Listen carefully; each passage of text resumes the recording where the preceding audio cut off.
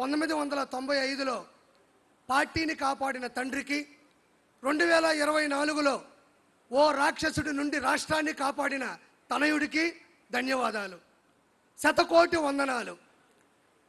ప్రత్యర్థులు చేసే తప్పుడు ప్రచారాలని, తప్పుడు ప్రసారాలని, తప్పుడు ఆరోపణలని, మార్ఫింగ్ వీడియోలని ఎప్పటికప్పుడు సాక్ష్యాధారాలతో తిప్పికొడుతూ వాస్తవాల్ని ప్రపంచంలోని జనాల ముందు నిలబెడుతున్న తెలుగుదేశం సోషల్ మీడియా గురించి ఈరోజు మనం మాట్లాడుకోవాలి. బాబు గారిని ఆదరించేవాళ్ళు, బాబు గారిని అభిమానించేవాళ్ళు, బాబు గారి విజన్ని ఆరాధించేవాళ్ళు, ఆయన ద్వారా లబ్ధి పొందిన వాళ్ళు ఈరోజు లక్షలాది మంది స్వచ్ఛందంగా సోషల్ మీడియా నిర్వహిస్తున్నారు.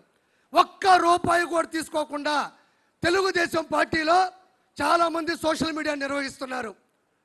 వాళ్ళు వాళ్ళ పని చేసుకుంటూనే ప్రత్యేకమైన సమయాన్ని కేటాయించుకుంటూ దినచర్యలో భాగంగా కొంతమంది అయితే మాకు ఒక్క రూపాయి కూడా వాళ్ళు ఇవ్వక్కర్లేదు, బాబు గారి ద్వారా 2 లక్షల రూపాయలు నేను ఈరోజు వర్క్ ఫ్రమ్ హోమ్ ద్వారా సంపాదించుకుంటున్నాను, ఆయన చేసిన మంచి వల్ల నేను బాగుపడ్డాను, నా మాట ఈ ప్రపంచానికి మంచిగా వెళ్ళాలి అని చెప్పుకునే వాళ్ళు ఎంతమందో చాలామంది ఉన్నారు. ఈరోజు ఇంకా చెప్పదలుచుకుంటే సోషల్ మీడియాలో వైఎస్ఆర్సీపీ చేస్తున్నది ఉద్యోగం, సోషల్ మీడియాలో తెలుగుదేశం పార్టీ చేస్తున్నది ఉద్యమం, స్వచ్ఛంద స్వాతంత్ర్య ఉద్యమం, స్వేచ్ఛగా చేస్తున్నారని మరోసారి మీకు నేను చెప్తున్నాను.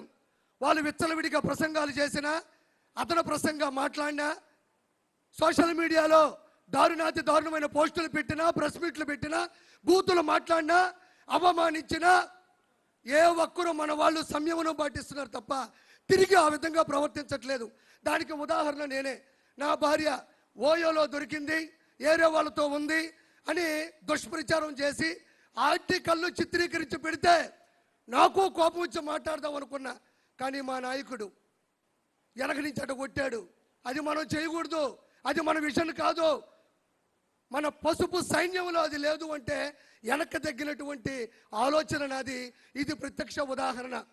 దీనితో పాటు గ్రామ స్థాయి నుండి, మండల స్థాయి నుండి, జిల్లా స్థాయి నుండి, రాష్ట్ర స్థాయి నుండి, ప్రపంచ స్థాయి వరకు కొన్ని కోట్ల మంది లక్షలాది వాట్సాప్ గ్రూపుల ద్వారా, స్టేటస్ల ద్వారా, యూట్యూబ్, ఫేస్బుక్, ఎక్స్, ఇన్స్టాగ్రామ్, సొంతంగా యూట్యూబ్ ఛానల్ ద్వారా సామాన్య ప్రజలకి సమంజసంగా విషయం వెళ్ళేటట్టు ప్రచారం చేస్తున్న ప్రతి ఒక్కరికి ధన్యవాదాలు. ఇక్కడ మనం ప్రముఖంగా చెప్పుకోవాలి. వాళ్ళు ఎలా విష ప్రచారాలు చేశారు అంటే, గూగుల్ డేటా సెంటర్ డేటాకి మైండ్ అప్లై చేస్తే అది గోడౌన్ తాళం వేసుకొని వెళ్ళిపోతారు. డేటాకి మైండ్ అప్లై చేశారు వాళ్ళు, మన వాళ్ళు సోషల్ మీడియా అప్లై చేశారు. తర్వాత ఆ రోజు రాత్రి అంతా దాగి పడుకున్నారు, అది వేరే విషయం. సింగయ్య గారిని వాళ్ళే చంపి, అతి కిరాతకంగా చంపి, వాడిని చంపింది, ఆ వ్యక్తిని చంపింది మన వాళ్ళని చూస్తే మన వాళ్ళు ఫుల్ వీడియోలో క్వాలిటీలో చూపించారు, వాళ్ళు ఫుల్గా దాగి పడుకున్నారు. దీంతోపాటు కుప్పంలో ప్రపంచంలో పెద్ద పెద్ద ఆర్ట్ డైరెక్టర్లు ఆశ్చర్యపోయే విధంగా టైట్ క్లోజ్ షాట్లో పెట్టి వాటర్ ట్యాంక్తో నీళ్లు తెచ్చి బిందుతో పోస్తే సంకలు గుద్దుకున్నారు, మేము నీళ్ళు ఇచ్చామని. మన వాళ్ళు వైడ్ షాట్ పెట్టారు, ఓలు వైడ్గా వైరల్ అయింది.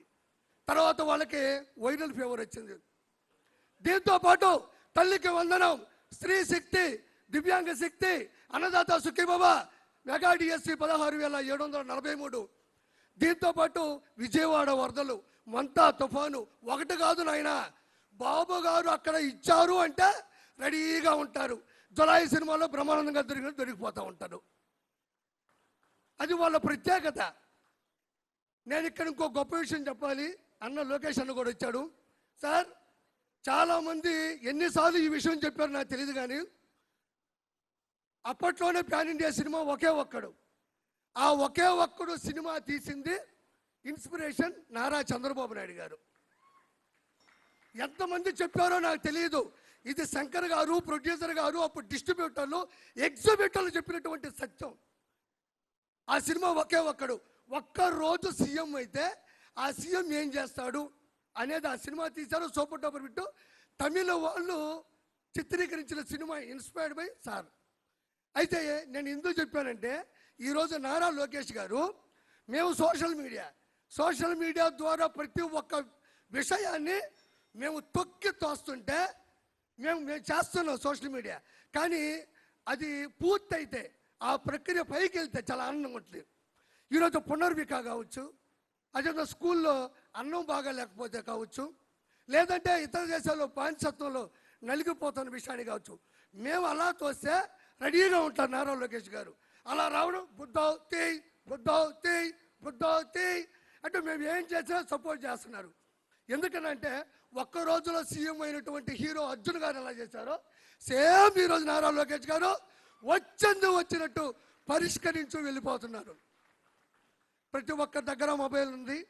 బాబు గారు చేస్తున్న ప్రతి మంచిని బయటికి తీసుకెళ్ళి పూర్తి సమర్థవంతంగా 2029లో బాబు గారిని మళ్ళీ గెలిపించుకోవాలని మనస్ఫూర్తిగా కోరుకుంటూ